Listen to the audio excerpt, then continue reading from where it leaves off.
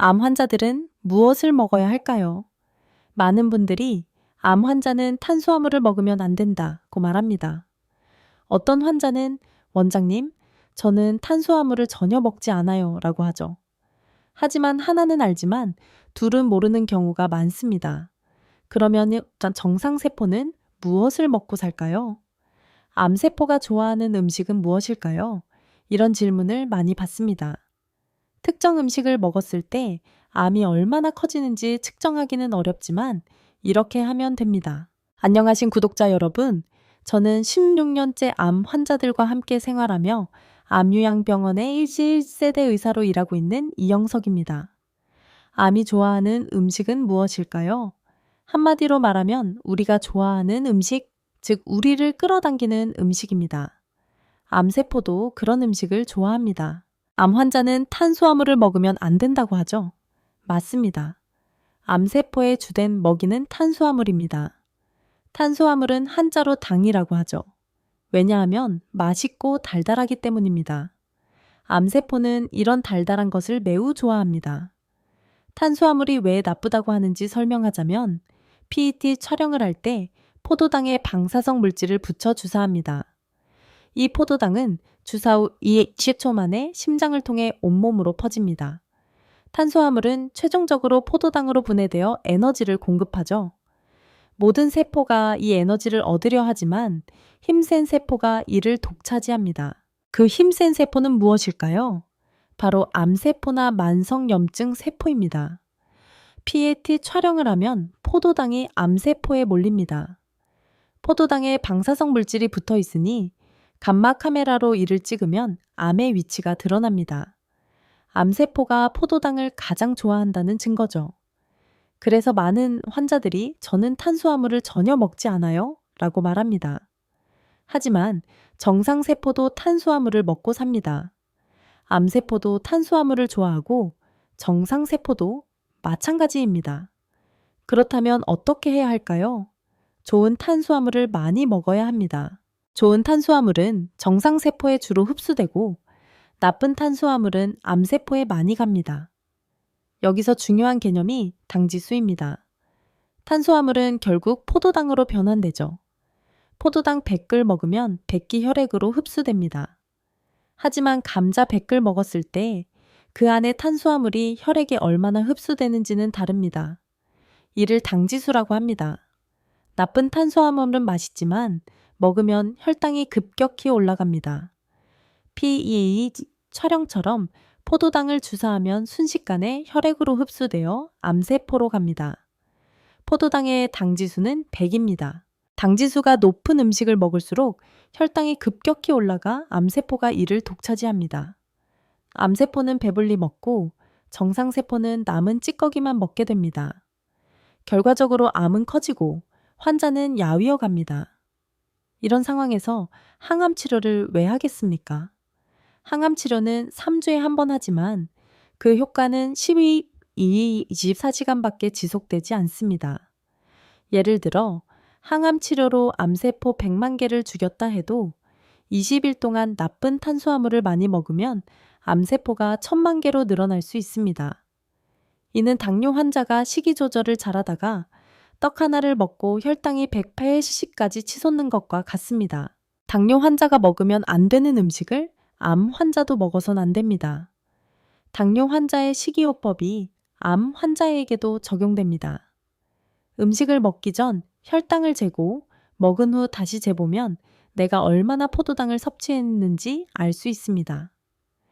이를 증명하는 사례로 라론 증후군이 있습니다.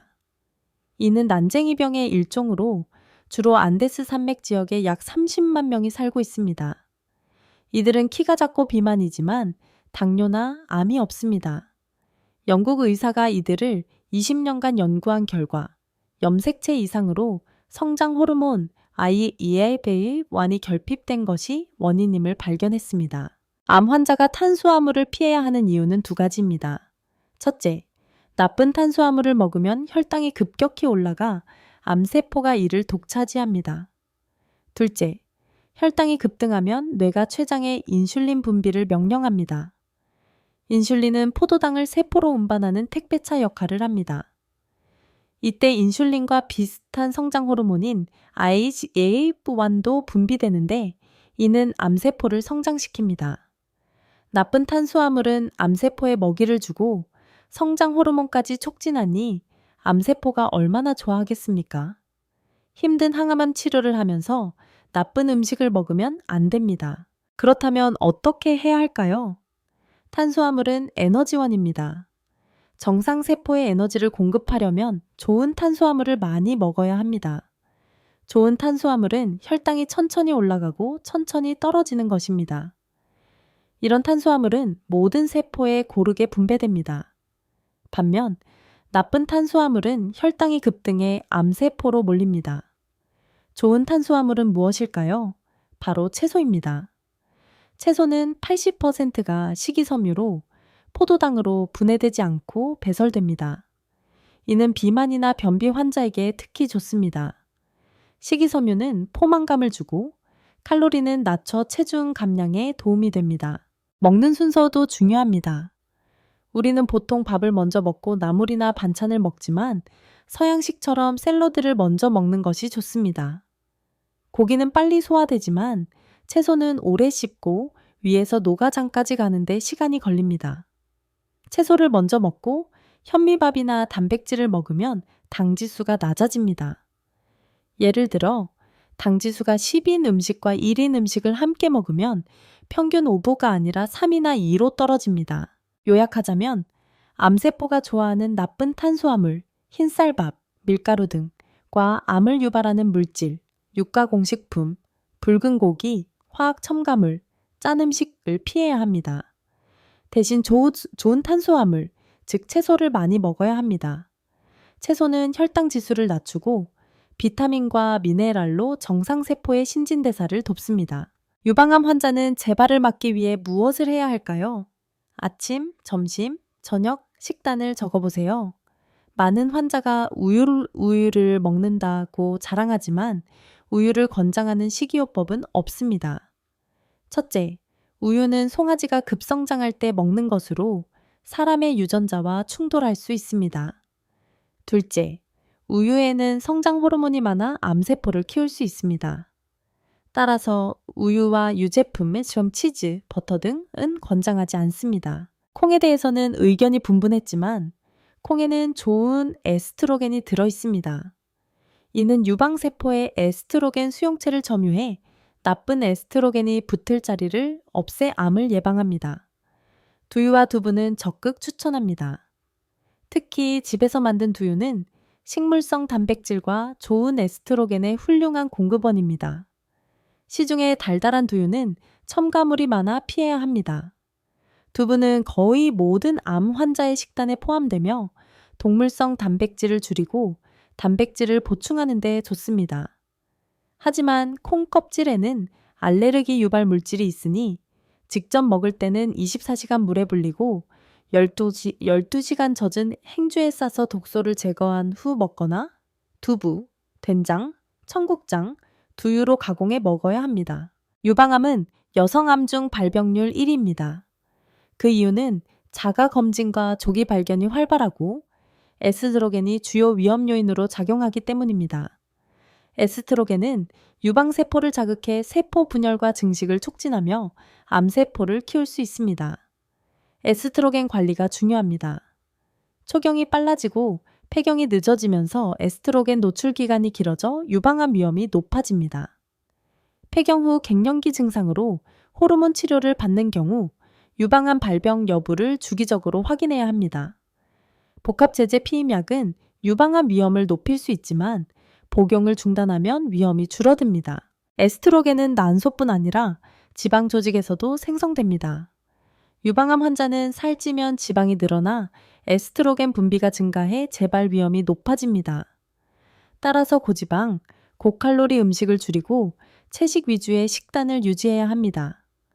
녹색 채소, 현미, 콩 제품은 비타민, 미네랄, 항산화 물질을 공급해 혈당 지수를 낮춥니다. 비타민체에 대해 이야기하자면 저는 비타민C암 연구회 회장을 지냈습니다.